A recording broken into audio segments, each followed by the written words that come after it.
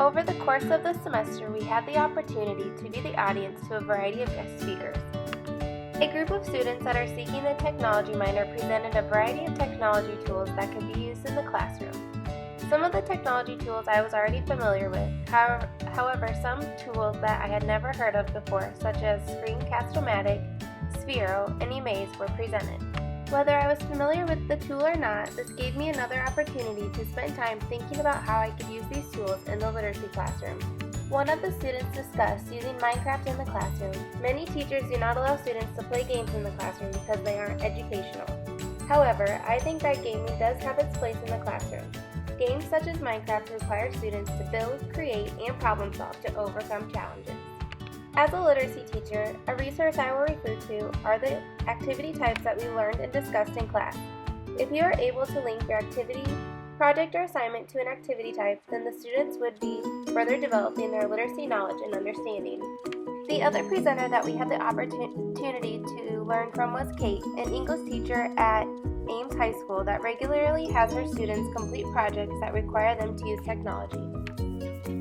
Kate made me realize what it takes as a teacher to use technology in the classroom and some possible barriers to consider. Not all students are going to use the technology in the appropriate ways. However, the positives to using the technology outweigh the negatives. Have a plan for when students do misuse the technology and encourage students to consider their digital footprint and how what they post today could affect them in 10, 15, or 20 years. Another area that I felt like I learned a lot about this semester was understanding how I can use technology to create a professional learning community. I have a Twitter account, however, I was not very active in using it until this semester. I have been using Twitter to help me connect with other teachers, participating in EdChats, and gaining ideas on what teachers are doing in their classroom. I also created a board on Pinterest dedicated to pinning items related to technology in the classroom, whether it's a lesson plan, project, or simply a list naming different technology tools that are available. While using Pinterest and looking at different pins related to education, I have came across a variety of teacher blogs that also provide resources and ideas of what you can do in your classroom with your students. Finally, I realized through the course of the semester why I want to use TPAC framework in my future literacy classroom. Technology allows students to be creative and express themselves.